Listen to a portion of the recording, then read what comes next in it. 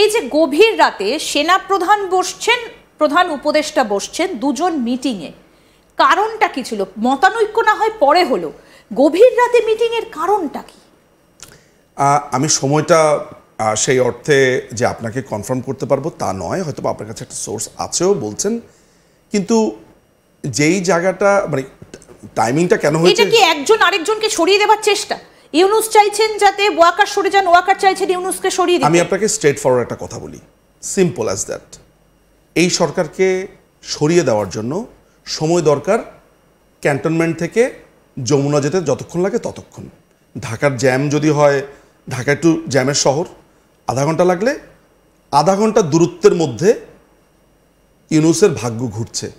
ওয়াকার সেটা চায় কিনা, করতে চায় কিনা, সেটা হচ্ছে প্রশ্ন। এখানে কিন্তু আলোচনার কোনো দরকারই নেই। ওয়াকার যদি বলে তুমি এখানে থাকবে না, 30 মিনিটসের ভেতরে ও সরে যেতে বাধ্য। যার আছে অস্ত্রের শক্তি, ক্ষমতা, সিম্পল। আপনি যদি কিন্তু August, September, October, November, December, January, February 7 মাস হয়ে গেল, আজকে হচ্ছে গিয়ে মার্চ মাস, 8 মাস সময় লাগলো এই পুরো সিনারিওটা বুঝতে, 8 ঘন্টার পথ আসতে। আমার মনে হয় যে বোঝা গেছে আগেই, কিন্তু ব্যর্থতার একটা রূপ তো দরকার। আপনি কতটা ব্যর্থ, ধরা যাক যে আমি হচ্ছি এই টোকাই সরকার, আপনি হচ্ছেন সেনাবাহিনী, আমার স্বরূপ বুঝবারও তো সময় প্রয়োজন। মানুষজন এখন কি বলছে, ছি ছি ছি, বা কি ভয়ঙ্কর একটা ব্যাপার, কিংবা বলছে এর মধ্যে রাষ্ট্রপতির ভূমিকাটাই বাকি। আমি সেটা বলছি, উই ওয়ান্ট হার ব্যাক কে মাননীয় প্রধানমন্ত্রী। এই 8 মাস, এই সময়টা যদি না দিয়ে আপনি 1 মাসের ভেতরেই এটা হতো, আপনি কি বলতেন যে উই ওয়ান্ট হার ব্যাক?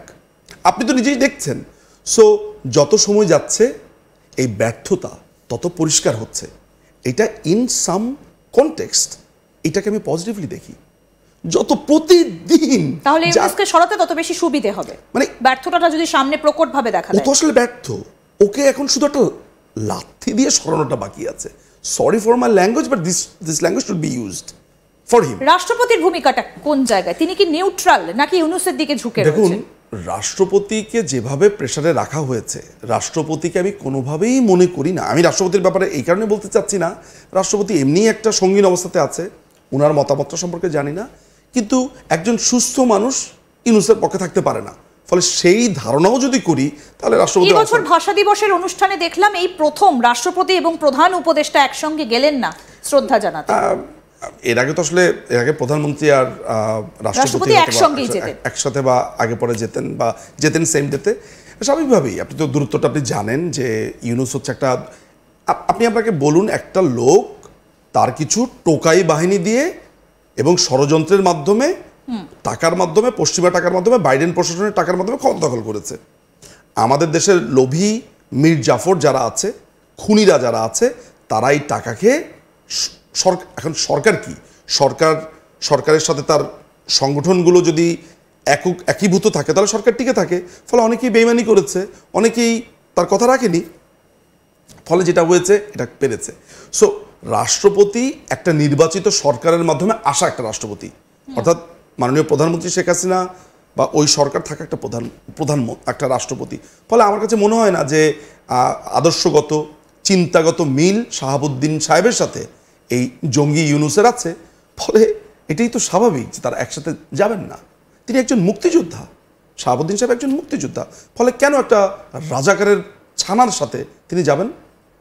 খুব স্বাভাবিক। কিন্তু এই যে ইকবাল করিম ভূঁইয়া, সাবেক যিনি সেনাপ্রধান ছিলেন, কোথাও কি তিনি আবার মসনদে বসার একটা স্বপ্ন দেখছেন, আবার স্বমহিমায় ফিরে আসতে চাইছেন? ইকবাল করিম ভূঁইয়া 2012 সালের জুন মাসে সেনাপ্রধান হন 3 বছরের জন্য। খুব সম্ভবত 2015 সালে জুন মাসে তার চাকুরির মেয়াদ শেষ হয়। এরপর তিনি ওই মানে আওয়ামী লীগ সরকারের আমলে ব্যবসা করেন, তিনি ভালোই থাকেন। মানে আমি বলছি না যে তিনি কোনো সুযোগ সুবিধা, আওয়ামী লীগ কোনো ইলিগাল সুযোগ সুবিধা কি দিয়েছে, no, it's not like that. তিনি সেই সময়ই তো সেনাপ্রধান। ফলে একজন সাবেক সেনাপ্রধানের কাছে আমাদের প্রত্যাশার যে জায়গাগুলো থাকে, সেই জায়গা তিনি মেটাতে তো ব্যর্থ হয়েছেন। দেখা যাচ্ছে সে একটা পাকিস্তানি চর। তার চেহারাটা লক্ষ্য করবেন, তার চেহারাটা দেখলেই মনে হয় আমির আবদুল্লাহ খান নিয়াজি বসে আছে, ঠিক চেহারাটা অমন, আমার কাছে অন্তত তাই মনে হয়। এমন একটা পাজি লোক, এমন একটা দুর্দান্ত খারাপ লোক, যেই লোকটা জুনিয়র অফিসারদেরকে ফুসলিয়ে, জুনিয়র অফিসারের মধ্যে তার বেশ কিছু জনপ্রিয়তা রয়েছে, আমি জনপ্রিয়তা বলবো না, অনেকগুলো স্কিম তিনি চালু করেছেন, থাকে না হয়তো স্কিম চালু করেছে, কিছু অনুসারী আছে, ফলে সে সেই সময়টাতে প্রভাবিত করেছে, ইনফ্লুয়েন্স করেছে, এবং 5ই অগাস্টে যেই গোলমালগুলো লেগেছে সেখানে তার একটা বড় ভূমিকা ছিল। তাছাড়া রিটায়ার্ড আর্মি অফিসারদের সে সংগঠন আছে, এটাকে সংক্ষেপে বলে রাওয়া, মহাখালীতে যেটার অফিস, সেখানে সে ক্রমাগতভাবে যেটা করেছে সেটা হচ্ছে যে সরকারের বিরুদ্ধে, দেশের বিরুদ্ধে নানান রকমের 5ই আগস্ট আগে করেছে, এবং তার একটা স্বপ্ন হচ্ছে সে প্রধান উপদেষ্টা হবে, তার ধারণা ছিল তাকে করা হবে।